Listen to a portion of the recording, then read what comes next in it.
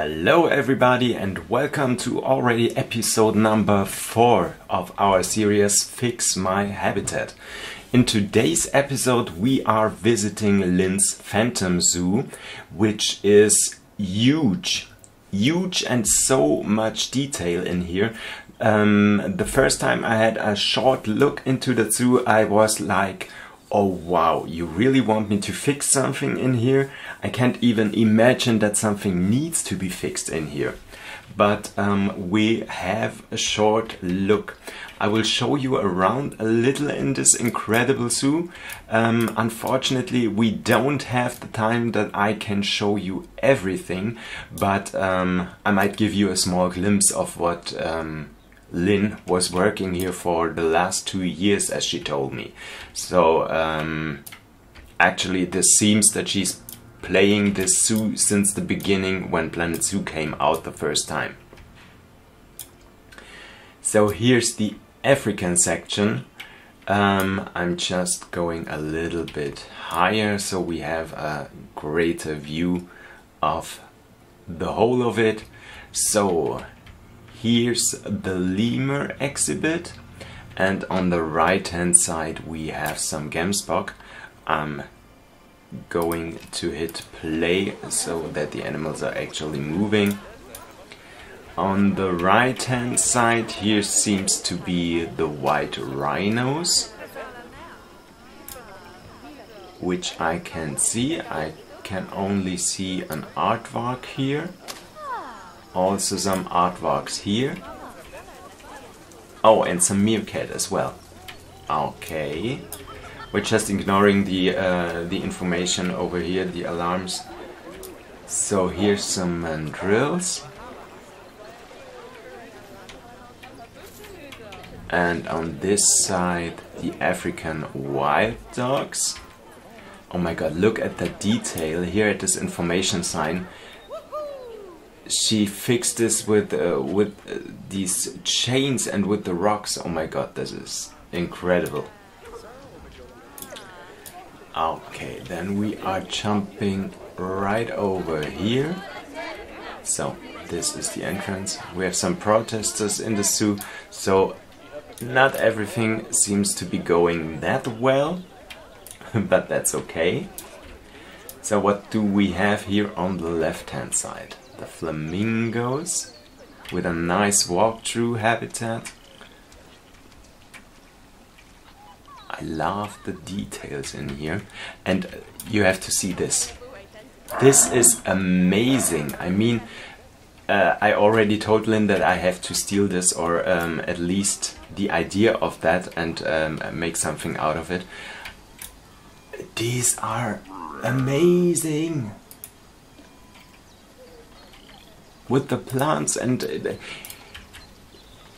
you can actually see every single one of these is made differently with different plants on it, and it just looks amazing.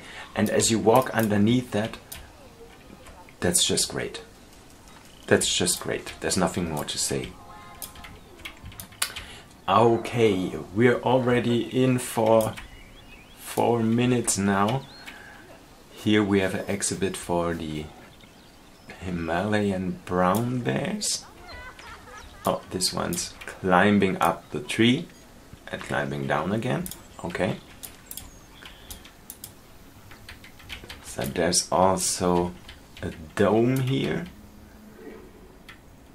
Oh wow, I guess you're planning to build some kind of fence here as well, because otherwise people might fall in and the bear might have a great meal.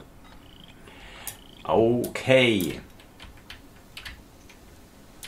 Okay, so I'm really sad that we can't have a closer look at everything in here, because yeah, I'm just amazed in what you were building here.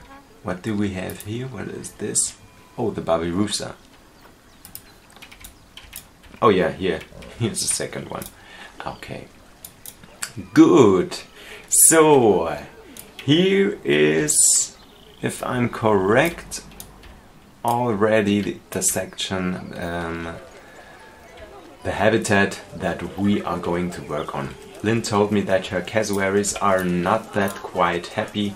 They don't have enough space, and yeah, you can already see it here.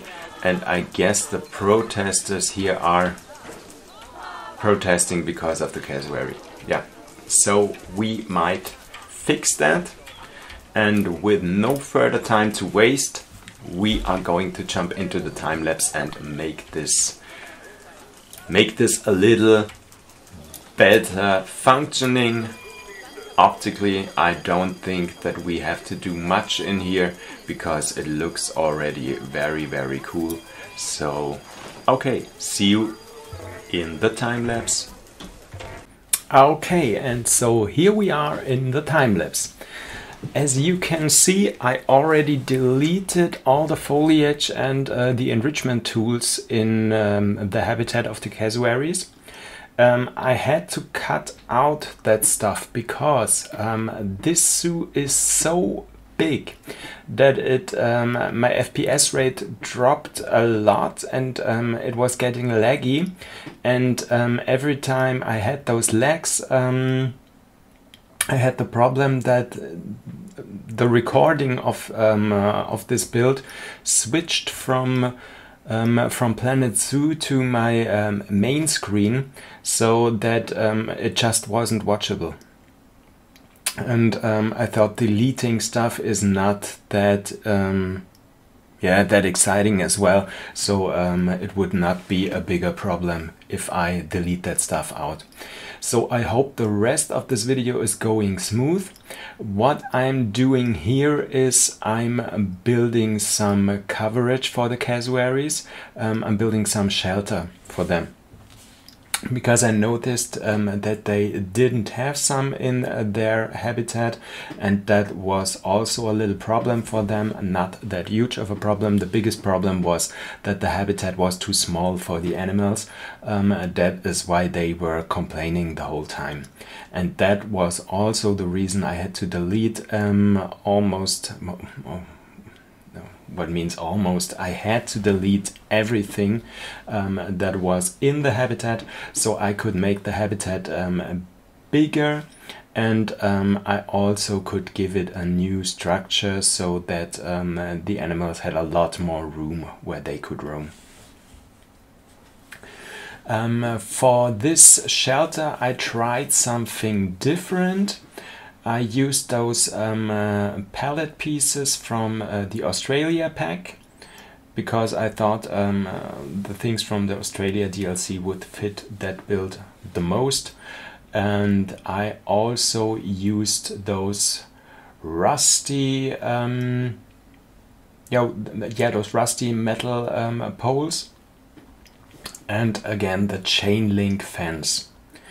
So I wanted the shelter to be a shelter for the animals, but I also wanted the visitors to be able to look into the habitat through the shelter or inside the shelter as well. So I tried something different, and I think it turned out pretty nice and pretty interesting. Yeah, that's what I'm doing here right now. Yeah, as I said, normally this is a habitat where I did think I don't have that much to do, because Lynn is a pretty awesome builder, as you could see in our short walk through the zoo. The only thing that I notice a lot in almost everybody's zoo is that you guys don't work that much with elevation in your habitats. So that's something that I'm missing a lot. Give it just a little elevation, some little hills, or even some little trenches in your habitat. That makes a big difference. So that makes also a difference to that point where you could not see everything. If you're looking into the habitat from one side, you could not see through the habitat to the other side, so that you have a few different perspectives when you are looking inside the habitat. That makes it a lot more interesting. So that's what I did here as well, but in a later stage. So first of all, I thought it is important that we build those shelters so that we can see how much room we have left afterwards.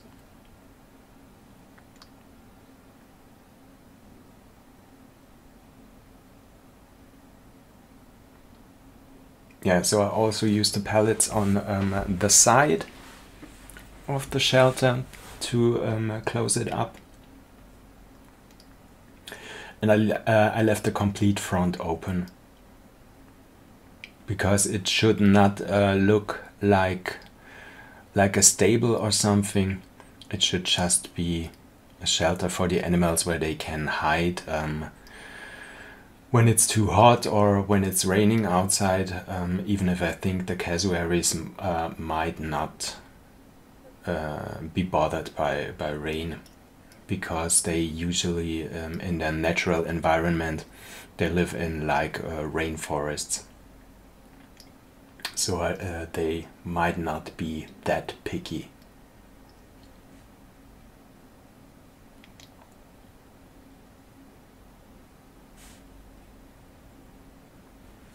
Yeah, as you can see, I almost finished the shelter. That might be a different take on shelters as I've done before, and also as you might have seen before. As you just noticed, there was one of these drops that I mentioned before, but I think it's okay if they are not keeping coming up the whole video. So if it's every now and then, I think we might be able to live with that. Otherwise, I have to cut out some parts of it again. Yeah, that's when I'm moving along the habitat and the computer has to calculate the graphics anew. Then I had these very, very, very annoying drops. So sorry for that, but I didn't want to cut out a lot of stuff, so that the video doesn't make any sense for you anymore. So I hope you understand that and it is okay for you and you still have fun watching it. Now we are sculpting a little bit the habitat, the terrain for the animals, trying to give them everything they need in terms of grass, sand, rock, and dirt. And now we are beginning with covering the habitat with some plants. Yeah, and also the planting was not that fun for my computer. I had those little drops again and again and again.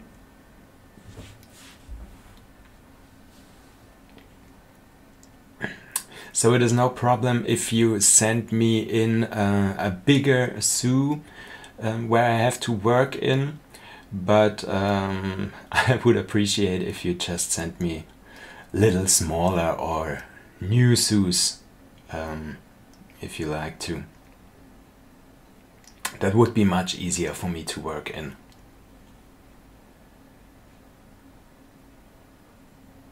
Yeah, Lynn and I had also the problem that she couldn't send me in the zoo via email in the beginning, because the problem was the zoo was much too big, so she couldn't attach it. She couldn't attach the file in the email, so she had to upload it to the workshop, and I had to download it from there to work in. And as soon as I opened the zoo, I noticed why this was the case, because as you already could see, this zoo is just humongous. It is very, very, very, very big. Yeah, it's sad that we have these problems all the time if we build a bigger zoo. So if you're planning to build a zoo with every animal in there, which I'm planning right now with my Swamp Lake Zoo, and I hope I could reach that goal, you might have a problem with the performance of your computer or the graphics. Yeah, it's sad because you might think, when you have a game like this where you can build a zoo, that you also be able to build a really big zoo, and which would contain every single animal that you have, without your computer crashing. But as you can see, it's not really that possible. And I also know that from people that have really high-tech machines and really beasts as computers, that also have problems with the performance of the game. So I wish that would be something that Frontier could fix in some kind of way. Yeah, here's something that that you might want to do sometimes when you build in a tropical environment. If you put down some rocks, you might want to mix it up with those mossy rocks. That gives it a little more detail and make it look a little bit more realistic, because that's something you might see if you're actually in the real rainforest. So that you have those mossy kind of texture on the rocks in some places, because everything is so so dense and so humid in there, in the environment. So now we are back to put some plants down in the habitat. I told you, and I always will tell you, if you put down plants in your habitat, just try to not use too many different plants, so that it would make sense. I might say that this might not work for you if you build in a tropical environment or build something like a rainforest. That's the only exception, I would say. As you can see what I am doing here, where you might want to put down a lot of different kind of trees and plants in general, because that also would make sense. Because when you look in actual pictures of the rainforest, the Amazon or the Congo, you might see very, very much different plants in one place. So you can go wild, but try to make it sense anyway. So don't put down just one single plant and next to it one single different plant and so on, because that might look weird. So try to put some more of the same plants down, like I am doing here with this here, so that it still does feel some kind of natural. Yeah, and also if you build in an rainforesty environment, you still want to leave some open spaces so that your animals can roam around, and your visitors might be able to see the animals. So that's what I tried to reach here in this build. Once again, I'm sorry for all those drops between. I understand if you find it a little bit annoying, but I'm sorry for that. I couldn't change that.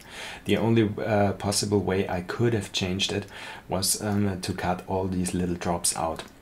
But that would have meant that I would be working on that video for like 10 hours or something like this, because there were so many drops in it, and I decided not to.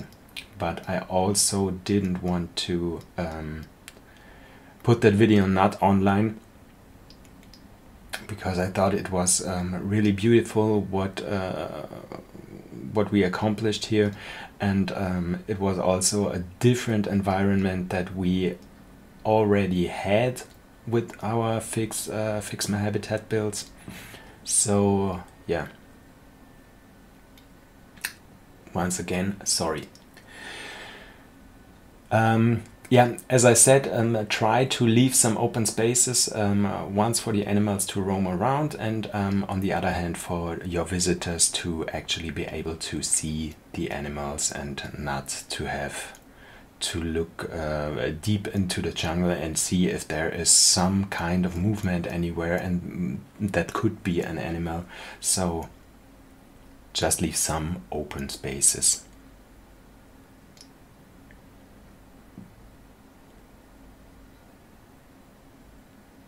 Yeah, I put in a lot of plants, because yeah, rainforest environment, that's what you have to do. Once again, if you put down those bushes, sink them into the ground. So that might look like smaller grass plants or something like that. You also can sink trees into the ground. I did notice as well that I think we didn't have enough of the shelters. The animals wanted to have more shelters, so did I put a second one down? I don't know. Maybe you see that in a later stage. I also used the shelter for the animals as kind of a viewing point for the visitors. So I copied it around and changed it a little bit so that it would fit the style of the habitat and of the shelters, but also would look just a little different, and also give the visitors a little bit of shade when they are standing around the habitat and watching the animals.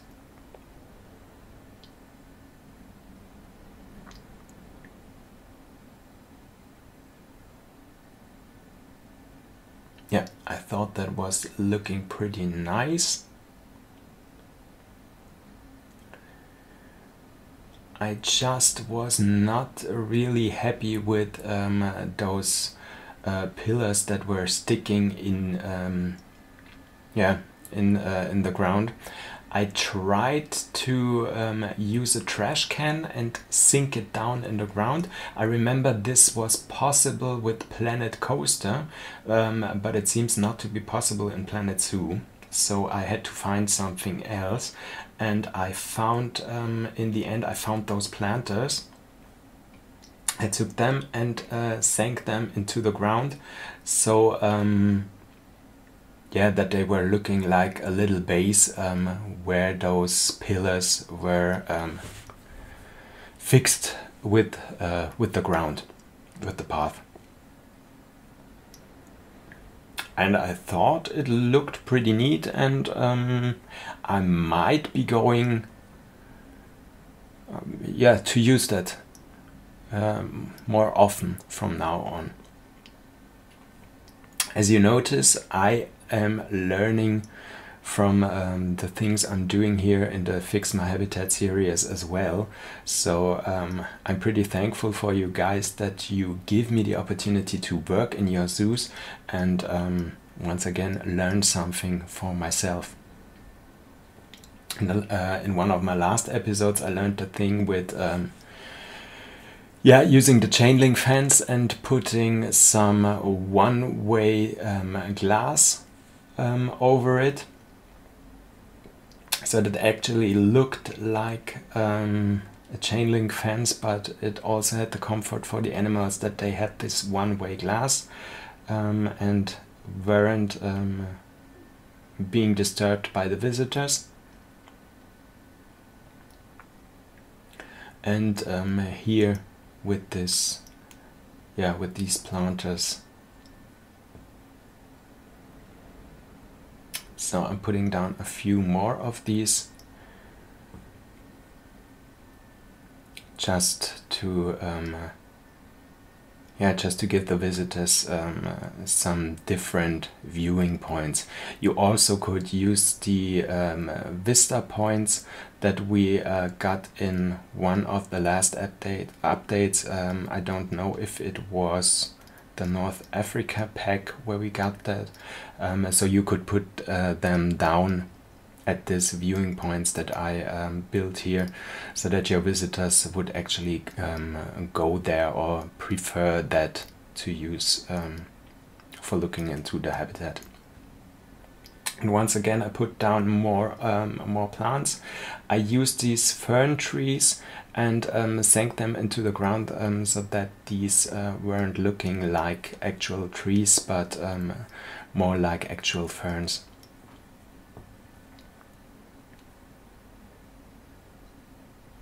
Yeah, I was pretty happy with the habitat, and I thought I just had to go with some more enrichment for the animals. Yeah, I put down this this food enrichment here, and once again the drops. Also some bedding for the shelters. And I made sure to cover those feeders, those food enrichment in the end, so that it doesn't look that man-made. To give it a little more natural look. I used some of these plants to cover it in the background, and I also did use some of the rocks.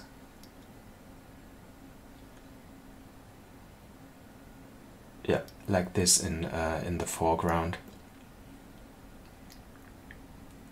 so that it would match the environment a little bit more and not look that man-made, as I said, and a little bit more natural. Yeah, and as you can see, the animals are quite happy with 99% happiness. I just had a little problem that the keepers couldn't go into the habitat, so I had to move some plants that they could actually go into there, freeing some kangaroos in the meantime.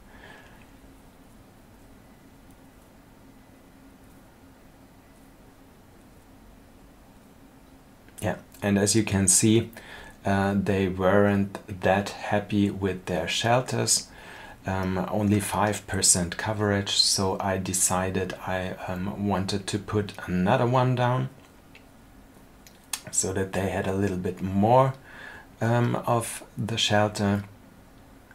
Even if they were very, very, very happy already, I decided no, I give them some more shelters, so that they weren't complaining that much. And they were already 2 adults when I was correct, and 2 or 3 or even 4 babies, so they needed something more.